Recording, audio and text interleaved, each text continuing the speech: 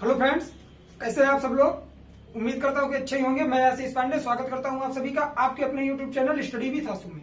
कल के वीडियो में हम लोगों ने स्टार्ट कर दिया था पंचायती राज, जिसके तहत हम लोगों ने पंचायती राज का परिचय और उसकी बेसिक चीजें तथा उसके फाउंडेशन के लिए जो बलवंत राय मेहता समिति बनाई गई थी उस समिति के बारे में हम लोगों ने बात की। और लास्ट में हम लोगों ने देखा था कि इसमें जो कुल 5 समितियां हैं उन समितियों में से एक इसकी सिफारिश वाली समिति अशोक मेहता समिति, उसे भी हम लोगों ने सही तरीके से देख लिया था, जिसमें बात की गई थी कि पंचायती व्यवस्था को त्रिस्तरीय से द्विस्तरीय करने के लिए। तो उम्मीद करता हूं वो वीडियो आप लोगों को अच्छा लगा होगा, और जो लोग वो वीडियो ना देखे हो उसकी लिंक आज की वीडियो को डिस्क्रिप्शन में दे दी जाएगी, आप सब देख सकते हैं। आइए आज हम लोग बात करते हैं बची हुई 4 समितियों के बारे में। उम्मीद करता हूं वीडियो अच्छा लगेगा। तो आइए वीडियो की शुरुआत करते हैं। सबसे पहले समिति है जो हमारी आज के वीडियो की पहली समिति है, वैसे यह दूसरी समिति है तो मैं इसे दूसरी ही बोलूंगा क्योंकि पहली थी हमारी अशोक मेहता समिति, तो वो हम लोगों ने कल देख लिया था। आज देखेंगे जीवीके राव समिति। जीवीके राव समिति, ये सारी समितियां पंचायती राज से संबंधित हैं और अपनी सिफारिशें लेकर आती हैं। सबसे पहले देखेंगे इसका गठन कब हुआ और किसके शासनकाल में किसने करवाया। फिर देखेंगे इसकी सिफारिशें क्या क्या थी। योजना आयोग द्वारा 1985 में किसके द्वारा यह बनाई गई थी? योजना आयोग द्वारा 1985 में जीवीके राव की अध्यक्षता में, जीवीके राव की अध्यक्षता में एक समिति का गठन किया गया था। किसके लिए? इसमें देखेंगे कि इसने क्या चीज बताया कि इसमें क्या संशोधन करना चाहिए या फिर क्या सुधार लाने चाहिए। तो इसने यह बताया कि विकास प्रक्रिया दफ्तरशाही से मुक्त होकर पंचायती राज से विच्छेदित हो गई है। क्या बताया इसने? कि विकास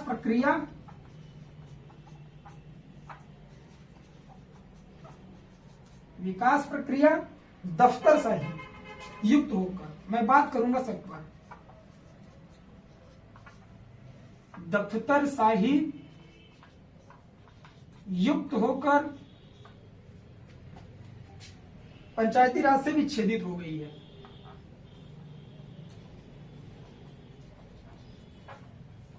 पंचायती राज से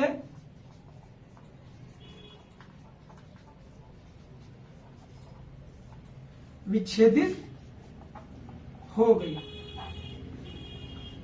इसका आशय यह है कि पंचायती राज में हम लोगों ने देखा था कि यहाँ केंद्रीयकरण नहीं है, विकेंद्रीकरण की स्थिति थी कि ग्रामीण स्तर पर ग्राम पंचायत और उसके बाद हमारी पंचायत समिति, उसके बाद नगर परिषद, इनके बारे में बात की गई थी त्रिस्तरीय समिति की। लेकिन इसके तहत क्या हुआ कि दफ्तरशाही फिर से शुरू हो गई, मतलब सारा शासन और प्रशासन एक जगह इकट्ठा हो गया था और जो हमारी पंचायती राज व्यवस्था थी वह पूरी तरह से विच्छेदित हो गई थी। यह बताया इसने, ठीक है। समिति ने यह बात की। कौन सी समिति? जीवीके राव समिति। अब देखेंगे कि इसकी सिफारिशें कौन कौन सी थी। तो हम लोग लिखेंगे क्या? सिफारिश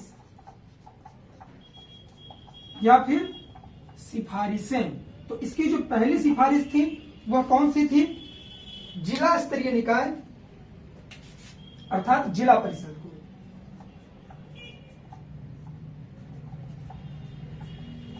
जिला स्तरीय निकाय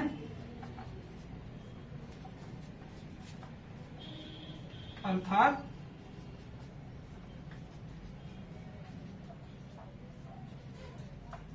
जिला परिषद को लोकतांत्रिक विकेंद्रीकरण में, लोकतांत्रिक विकेंद्रीकरण में क्या किया गया? सर्वाधिक महत्वपूर्ण स्थान दिया जाना चाहिए। में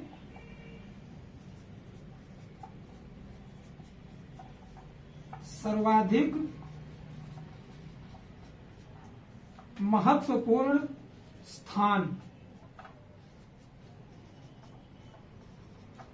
दिया जाना चाहिए।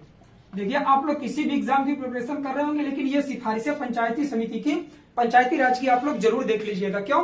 क्योंकि ये जो समितियां लाई गई हैं इसके तहत जो सिफारिश की गई, इस पर हमारा संविधान एक तरह से टिका हुआ है पंचायती राज से संबंधित। आप लोग देखते होंगे अनुसूची 9 में डायरेक्ट बात की गई है इसके बारे में। पंचायती राज के लिए नई अनुसूची ही जोड़ी गई थी। तो वो कब जोड़ी गई थी? 73वें संविधान संशोधन 1992 के द्वारा। मैंने कल के वीडियो में उस पर बात की थी। तो इसलिए पंचायती राज को आप लोग लाइटली मत लीजिएगा। मैं बार बार कह रहा हूं, इस पर फोकस करके पढ़िएगा, समितियों को याद रखिएगा। अगर आप लोग यूपीएससी की प्रिपरेशन कर रहे हैं तो मेंस में लिखने के काम आएंगे, क्योंकि मेंस में यहां से क्वेश्चन पूछ सकता है। बात करते हैं इसकी सिफारिश यह थी कि जिला परिषद को लोकतांत्रिक विकेंद्रीकरण में सर्वाधिक महत्वपूर्ण स्थान दिया जाए। जैसे शुरू में हम लोगों ने बलवंत राय मेहता समिति में देखा कि जो हमारा ग्रामीण पंचायत था, ग्राम पंचायत, उसे कार्यकारी भूमिका दी गई थी और इसे सलाहकारी भूमिका दी गई थी। लेकिन इसमें जिला परिषद को लोकतांत्रिक विकेंद्रीकरण में सर्वाधिक महत्वपूर्ण स्थान दिया गया। मतलब कि यह जो बोलेगी वही कार्य होगा और इसी के तहत सारे विकास कार्य किए जाएंगे। उम्मीद करता हूं क्लियर हो गया होगा। दूसरी इसकी सिफारिश क्या थी उसे भी हम लोग देखते हैं। समिति ने जिला स्तर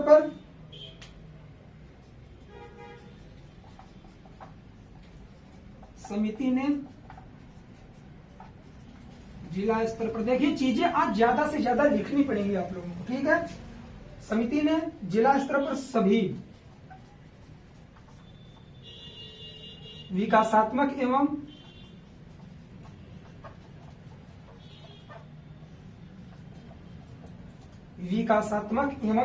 आयोजना गतिविधियों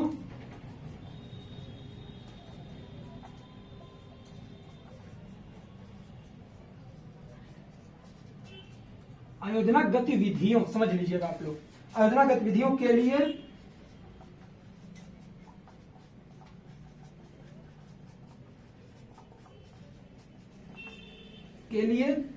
जिलाधिकारी को समन्वयक बनाने की अनुशंसा की। जिलाधिकारी को समन्वयक बनाने की अनुशंसा की अथवा सलाह दी। क्या? समिति ने जिला स्तर पर सभी जिला स्तर पर जितने भी विकासात्मक कार्य होंगे अथवा कोई भी गतिविधि होगी, उसके अध्यक्ष के रूप में समन्वयक किसे बनाया जाएगा? जिलाधिकारी को, डीएम को बनाया जाएगा। क्यों? क्योंकि जिला स्तर पर जो कार्य होता है उसका सबसे बड़ा कौन होता है? जिला अधिकारी होता है, जिसे हम लोग डिस्ट्रिक्ट मजिस्ट्रेट बोलते हैं, डीएम। ठीक है, तो ये दो इसकी सिफारिशें थी। एक सिफारिश इसकी और है, तो मेरे हिसाब से हो गई दोनों। आप लोग इसे नोट डाउन कर लीजिए। जीवीके राव समिति की सिफारिश यही थी, इसके बारे में ही पूछता है। ठीक है, इसे आप लोग नोट डाउन करिए, फिर मैं बात करता हूं अगली समिति के बारे में। ठीक है, आप लोग जल्दी से इसे नोट डाउन करिए, फिर मैं आगे बढ़ता हूं। नोट डाउन करिए जल्दी जल्दी।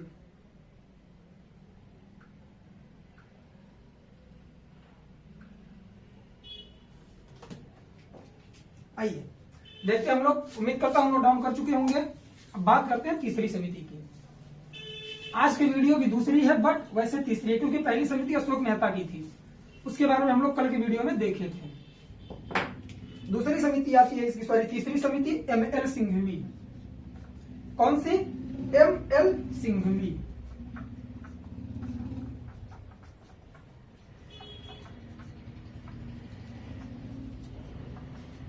एमएल सिंघवी समिति, इसके तहत हम लोग देखेंगे। सबसे पहले देखेंगे यह बनी कब? 1985 में वो बनी थी हमारी जीवीके समिति। 1986 में यह बनाई गई। कैसे बनी? 1986 में राजीव गांधी सरकार ने, 1986 में यह नाम पूछ लेता है किसके सरकार में बनी थी? राजीव गांधी सरकार में लोकतंत्र व विकास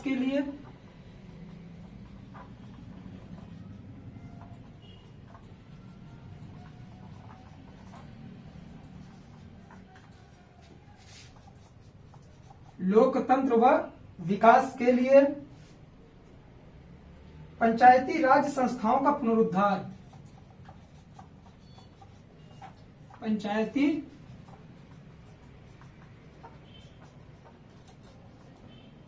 राज संस्थाओं का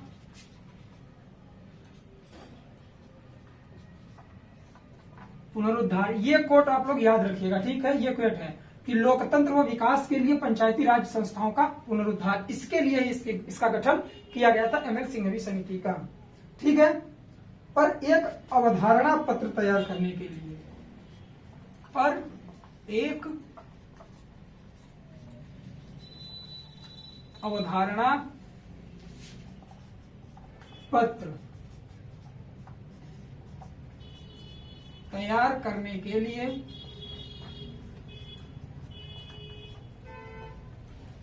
ML सिंघवी की अध्यक्षता में क्या किया, एक समिति का गठन किया। ठीक है, ML सिंघवी की अध्यक्षता में इसका गठन किया। अब देखेंगे कि इसकी सिफारिशें क्या थी। ठीक है, ये एक्सप्लेन करने की जरूरत नहीं है, आप लोग एक बार पढ़ेंगे कि 1986 में, सबसे पहले याद रखिएगा ML सिंघवी समिति आई कब, 1986 में। उसके बाद किसकी सरकार थी, राजीव गांधी की सरकार थी। किसके लिए लाई गई, तो ऐसे आप लोग क्या करेंगे, डबल इन्वर्टर लगाएंगे, लोकतंत्र व विकास के लिए पंचायती राज संस्थाओं का पुनरुद्धार, इसके लिए इस समिति का गठन किया गया और समिति का नाम क्या पड़ा, ML सिंघवी समिति। क्यों, क्योंकि ML सिंघवी इसके अध्यक्ष थे। अब देखेंगे इसकी सिफारिशें कौन कौन सी थी। तो पहली सिफारिश इसकी थी, गांवों के समूह के लिए न्याय पंचायतों की स्थापना करना। गांवों के समूह के लिए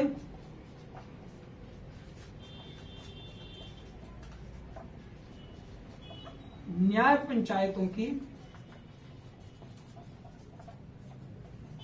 स्थापना करना, पहली सिफारिश इसकी ये थी कि गांवों के समूह के लिए न्याय पंचायतों की स्थापना करना। गांव में जो न्याय पंचायत आजकल आप लोग देखते हैं, ML सिंघवी समिति की देन है, जो हर गांव में आपको एक न्याय पंचायत मिलता है। बात करेंगे दूसरी, पंचायती राज संस्थाओं से संबंधित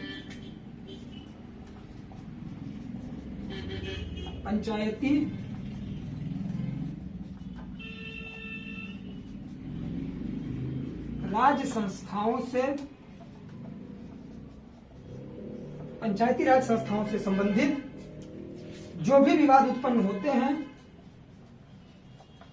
जो भी विवाद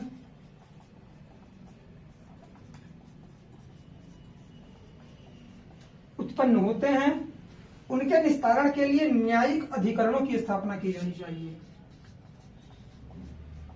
उसके निस्तारण के लिए न्यायिक अधिकरणों की स्थापना की जानी चाहिए।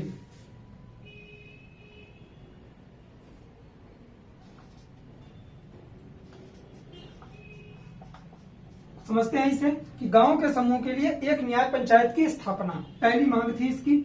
सिफारिश का मतलब यह होता है कि डिमांड, कि इस समिति के द्वारा यह डिमांड की जा रही है कि देश के विकास के लिए यह चीजें आवश्यक हैं और इसे इस समिति के द्वारा इसमें पंचायती राज में जोड़ा जाए। ठीक है, इसे आप लोग क्लियर रखिएगा माइंड में। तो गांवों के समूह के लिए न्याय पंचायतों की स्थापना करना, पंचायती राज संस्थाओं से संबंधित जो भी विवाद उत्पन्न होते हैं उसके निस्तारण के लिए न्यायिक अधिकरणों की स्थापना। पंचायती राज संस्थाओं से जितने भी विवाद उत्पन्न होते हैं उसे संपन्न करने के लिए अथवा उस पर निर्णय देने के लिए एक न्यायिक अधिकरण की स्थापना करने के लिए बोला गया इसके तहत। ठीक है, इस तरह से ML सिंघवी समिति भी हमारी कवर हो गई। बात करते हैं चौथी समिति की, कौन सी है, हमारी थुंगन समिति। वो इनका नाम था PK थुंगन, लेकिन थुंगन समिति के नाम से जाना जाता है। ये पंचायती राज की मोस्ट इंपॉर्टेंट समितियां मैं आप लोगों को आज नोट डाउन करवा रहा हूं।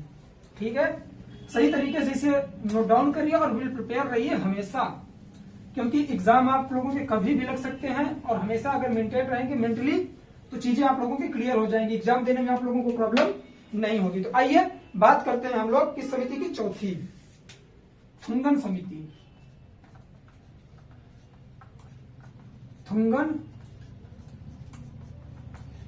समिति, देखिए मैं आप लोगों को एक बात फिर बोल दूंगा कि जो चीजें आप लोगों को पढ़नी है ना उसे सब्जेक्ट के तौर पे मत पढ़ा करिए।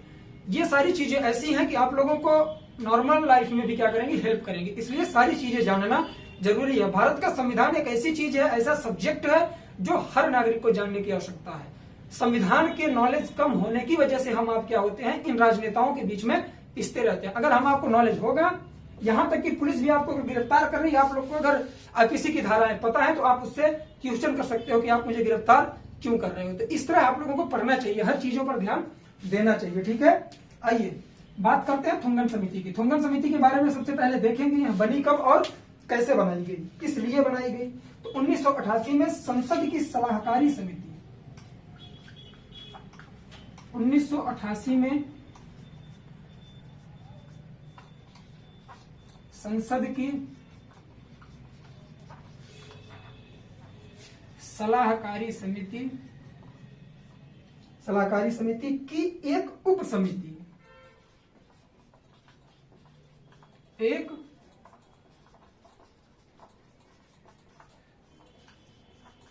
उप समिति के रूप में एमएल लिख रहा हूं मैं, किसकी अध्यक्षता में, पीके थुंगन की अध्यक्षता में,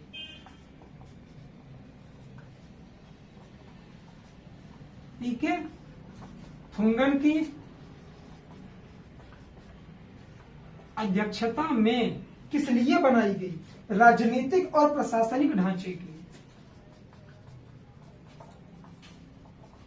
राजनीतिक और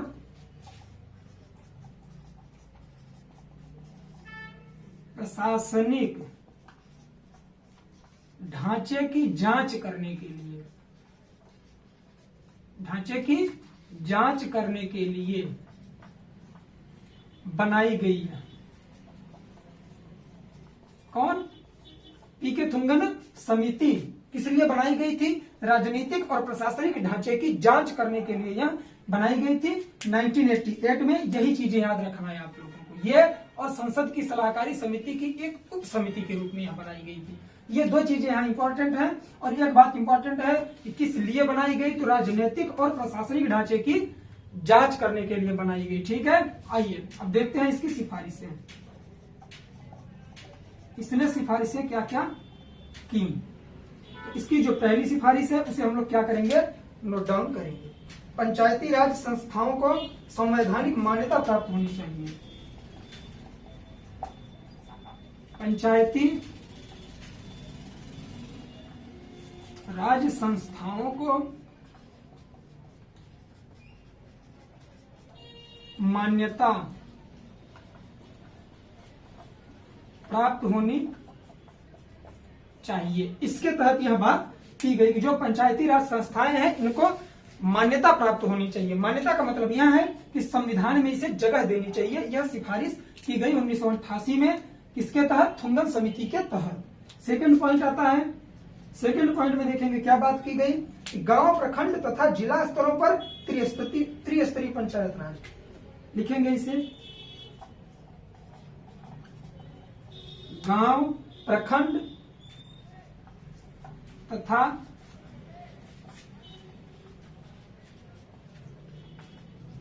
जिला स्तरों पर त्रिस्तरीय पंचायती राज, त्रिस्तरीय पंचायती राज। देखिए कितना इंटरेस्टिंग चीज है।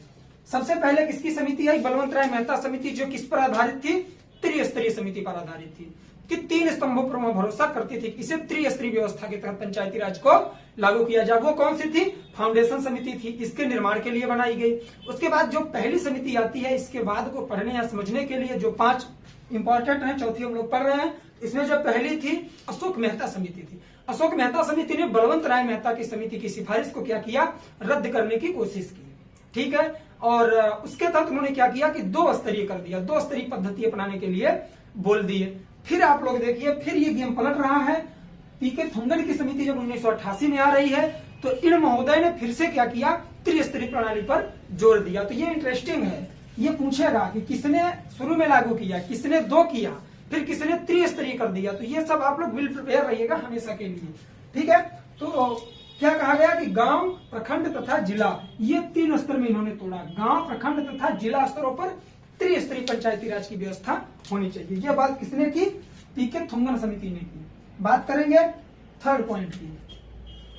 इसकी जो थर्ड सिफारिश थी वो कौन सी थी, पंचायती राज संस्थाओं का 5 वर्ष का निश्चित कार्यकाल होना चाहिए। ये बढ़िया किया। पंचायती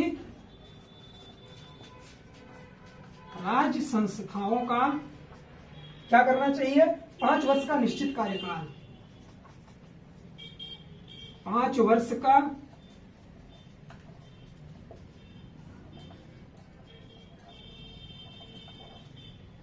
निश्चित कार्यकाल होना चाहिए।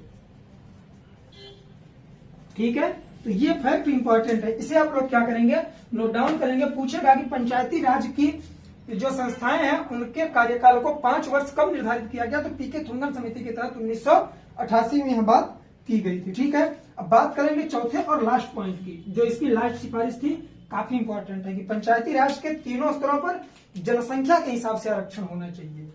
बात करेंगे, इंपॉर्टेंट है। पंचायती राज के तीनों स्तरों पर कौन, गांव, प्रखंड तथा जिला, तीनों स्तरों पर यह इंपॉर्टेंट है, जनसंख्या के आधार पर आरक्षण होना चाहिए। आरक्षण होना चाहिए। जो रिजर्वेशन आप लोग आजकल देख रहे हैं, ये उस समय क्या कहा गया था पंचायती राज में, पीके थुंगन समिति के तहत, कि जो आरक्षण दिया जाएगा वो जनसंख्या के हिसाब से देना चाहिए, और साथ ही महिलाओं के लिए भी आरक्षण होना चाहिए, ये बात भी की गई। महिलाओं के लिए अलग से रिजर्वेशन किया जाए, आरक्षण दिया जाए, महिलाओं के लिए भी आरक्षण इंपॉर्टेंट है। सबसे पहले पूछेगा कि सबसे पहले महिलाओं को आरक्षण के बारे में बात कब की गई पंचायती राज के तहत, तो वो पीके थुंगन समिति के तहत 1988 में की गई। ठीक है, उम्मीद करता हूं ये सारी चीजें आप लोगों की क्लियर हो गई होंगी। पीके थुंगन समिति पूरी तरह से हम लोगों ने देख लिया। अब बची हमारी लास्ट समिति, कौन सी है, गाडगिल समिति। इसे आप लोग नोट डाउन करिए, फिर मैं बात करता हूं आगे।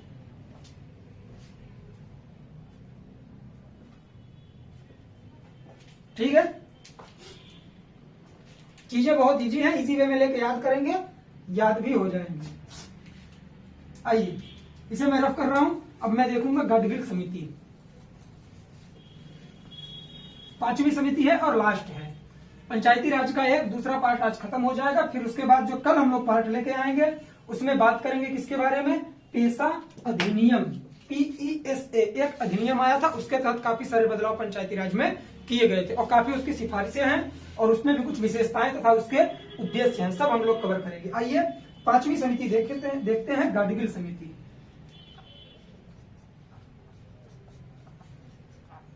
गाडगिल समिति, सबसे पहले इसका फाउंडेशन देखेंगे, कब हुआ, यह भी 1988 में ही लाई गई थी। 1988 में VN गाडगिल की अध्यक्षता में, 1988 में VN गाडगिल। क्यों, क्योंकि इसका नाम गाडगिल समिति उन्हीं के नाम पर पड़ा था, जो अध्यक्ष होते हैं उन्हीं के नाम पर समिति का नाम रख दिया जाता है। 1988 में VN गाडगिल की अध्यक्षता में, VN गाडगिल की अध्यक्षता में क्या किया गया था, एक नीति एवं कार्यक्रम समिति, एक नीति एवं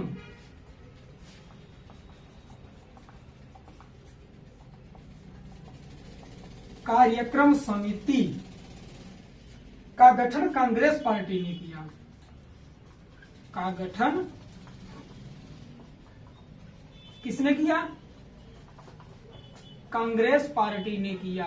ये याद रखेंगे कि गाडगिल समिति का गठन जब हुआ तो उस समय किसकी सरकार थी, कांग्रेस की, तो कांग्रेस ने इसका गठन करवाया था। उम्मीद करता हूं क्लियर हो गया होगा। अब देखेंगे इसकी सिफारिशें। ये अंतिम समिति है, तो इसके तहत जितनी सिफारिशें की गई होंगी जो वैलिड हैं, आज भी वह लागू की गई हैं। तो आइए देखते हैं। सबसे पहली सिफारिश थी पंचायत के सभी 3 स्तरों के सदस्यों का सीधा निर्वाचन हो। पंचायत के तीनों स्तरों के सदस्यों का सीधा निर्वाचन हो। अब देखिए इंटरेस्टिंग है, बताऊंगा। सिफारिश यह क्या कर रहा है कि पंचायत के तीनों स्तरों के सदस्यों का सीधा निर्वाचन हो। मतलब इसके पहले जो समिति हम लोगों ने पीके थुंगन की समिति देखी, पीके थुंगन ने त्रिस्तरीय समिति के बारे में, त्रिस्तरीय पंचायती राज के बारे में बात किया। किस पर? गांव, प्रखंड और जिला के बारे में। तो यह भी उन्हें सपोर्ट किया। कौन? जो ये समिति लास्ट में लाई गई, गाडगिल समिति, गाडगिल जी ने भी उसे सपोर्ट किया कि हाँ 3 स्तरीय होना चाहिए, गांव, प्रखंड तथा जिला। और उसमें इन्होंने बात किया कि तीनों स्तर के सदस्यों का सीधा निर्वाचन हो। पहली समिति में हम लोगों ने देखा था कि जो ग्राम पंचायत था उसका निर्वाचन तो होता था प्रत्यक्ष रूप से, बाकी का अप्रत्यक्ष रूप से होता था, जिला स्तर पर और पंचायत के स्तर पर, अप्रत्यक्ष रूप से होता था। लेकिन इन्होंने कहा कि तीनों स्तरों पर प्रत्यक्ष रूप से निर्वाचन होना चाहिए। तो ये इंपॉर्टेंट है, इसे याद रखिएगा। तो पहली सिफारिश इनकी हो गई। बात करते हैं दूसरी सिफारिश। दूसरी सिफारिश क्या थी इनकी? SC ST तथा महिलाओं के लिए आरक्षण। बहुत बढ़िया। SC ST तथा महिलाओं के लिए आरक्षण। इन्होंने डायरेक्ट बोला कि जो SC ST है, अनुसूचित जाति तथा अनुसूचित जनजाति, उन्हें भी आरक्षण दिया जाए, प्लस उनके साथ में महिलाओं को भी आरक्षण देना जरूरी है। ठीक है, तो ये सारी बातें की गई। और महिलाओं का जो आरक्षण था, इसी एक जगह लिख लीजिएगा आप लोग, 1/3। यह किसके तहत निर्धारित किया गया था? 1/3 आरक्षण महिलाओं के लिए। यह जो हमारा 1992 का 73वां संविधान संशोधन हुआ था, जिसके तहत पंचायती राज जुड़ा था, उसके तहत बात की गई थी कि महिलाओं के लिए क्या किया जाएगा। ऐसे करके आप लोग एरो लगा देंगे या यहीं पास में लिख लेंगे। महिलाओं के लिए 1/3 1/3 आरक्षण दिया गया था सब सदस्यों में से। ठीक है, तो उम्मीद करता हूं दूसरा पॉइंट भी क्लियर हो गया होगा। तीसरे पॉइंट के बारे में हम लोग बात करते हैं। ये सब सिफारिशें हैं किसकी? गाडगिल समिति की। तीसरी सिफारिश कौन सी थी? पंचायती राज संस्थाओं को कर लगाने,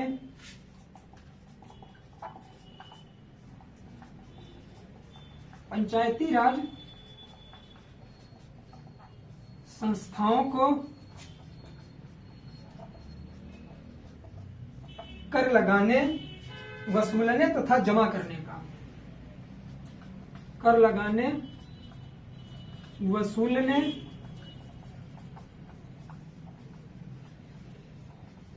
तथा जमा करने का अधिकार होगा। जमा करने का अधिकार होगा। मतलब कि गाडगिल समिति ने यह प्रावधान दिया, यह सिफारिश की। देखिए क्या है कि जिस समिति की सिफारिशें मान्य नहीं होती हैं उसके बारे में मैं नीचे बता देता हूं। अगर इसमें नहीं बताया गया तो इसका मतलब है कि सिफारिशें इनकी क्या हुई थी? मानी गई थी, मान्य तौर पर ली गई थी। ठीक है, इन्हें संविधान में शामिल किया गया। तो इन्होंने यह प्रावधान दिया कि जो पंचायती राज संस्थाएं होती हैं वो कर लगा सकती हैं, उसे वसूल कर सकती हैं, तमाम जमा करने का अधिकार भी अपने पास रख सकती है। मतलब वह किसी भी तरह का कर लगाएंगी, उसे वसूल करेंगी तथा जमा भी कर सकती है। यह अधिकार किसने दिया? गाडगिल समिति ने दिया पंचायती राज को। अब देखेंगे क्या चौथा पॉइंट, चौथी सिफारिश इनकी क्या थी? एक राज्य वित्त आयोग की स्थापना हो। एक राज्य वित्त आयोग की स्थापना हो। समझ रहे हैं आप लोग कि एक राज्य वित्त आयोग की स्थापना होनी चाहिए, जो क्या करेगा? हेल्प करेगा। आगे हम लोग समझेंगे। जो पंचायतों को वित्त का आवंटन करे, जो पंचायतों को वित्त का आवंटन करे। समझेंगे इसे। एक राज्य के तहत एक राज्य वित्त आयोग का गठन किया गया, जो पंचायतों के लिए क्या करे? वित्त का प्रबंध करे। उसके लिए पहले यह नहीं लाया गया था, पहले यह व्यवस्था नहीं थी। गाडगिल समिति के पहले अर्थात 1988 के पहले यह व्यवस्था नहीं थी कि एक वित्त आयोग भी होना चाहिए जो पंचायतों को वित्त का प्रावधान करे। तो गाडगिल समिति के तहत इसे लाया गया। उम्मीद करता हूं आप लोग समझ गए होंगे। एक लास्ट पॉइंट है इसका, कौन सा है? राज्य चुनाव आयोग की स्थापना।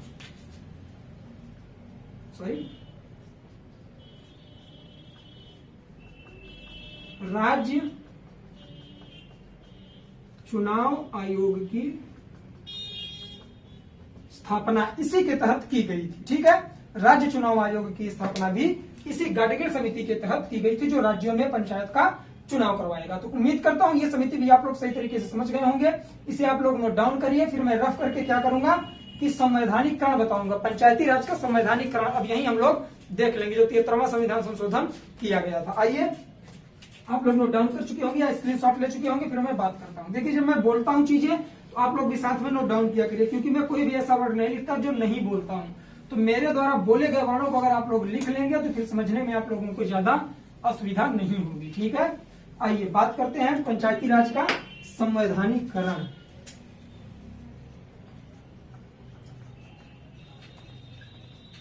क्या? पंचायती राज का संवैधानिकरण। संवैधानिकरण की तरफ देखेंगे, नरसिम्हा राव सरकार, नरसिम्हा राव की सरकार थी तभी यह हुआ था। नरसिम्हा राव सरकार, ठीक है यार, नरसिम्हा राव सरकार। देखिए, हैंड राइटिंग उतनी सही नहीं है तो आप लोग एडजस्ट कर लिया करिए, इतने दिनों से देख रहे हैं तो समझ ही गए होंगे। आइए, इसके तहत बात करेंगे प्रावधान क्या किया गया था। सबसे पहला देखेंगे, कांग्रेस सरकार ने सितंबर 1991 को लोकसभा में एक संविधान संशोधन विधेयक प्रस्तुत किया। किसने? कांग्रेस सरकार ने सितंबर 1991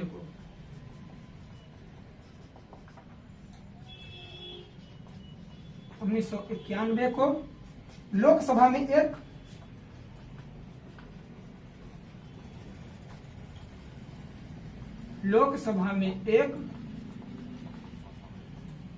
प्रस्ताव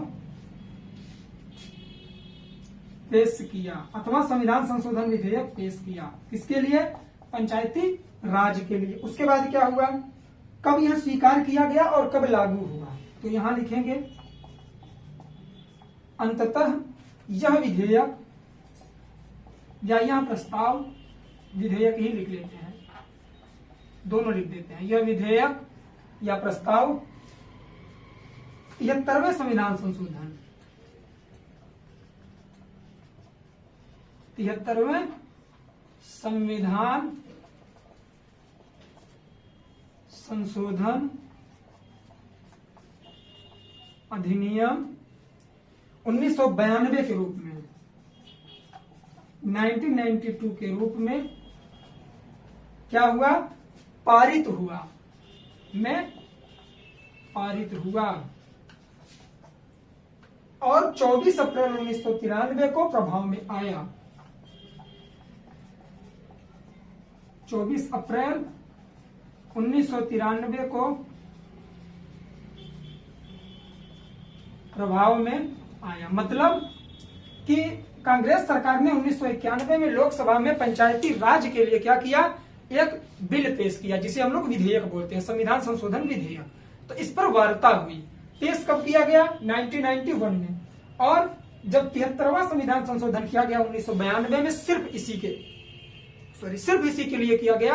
1992 में 73वां संविधान संशोधन पारित मान लिया गया कि यह संविधान संशोधन पारित हो गया पूरी तरह से। लेकिन यह लागू कब से हुआ? 24 अप्रैल 1993 को यह पूरा पंचायती राज प्रभाव में आया। तो इसीलिए मैं पिछली वीडियो मैंने बताया था कि 24 अप्रैल को क्या किया जाता है? हर वर्ष पंचायती राज दिवस मनाया जाता है।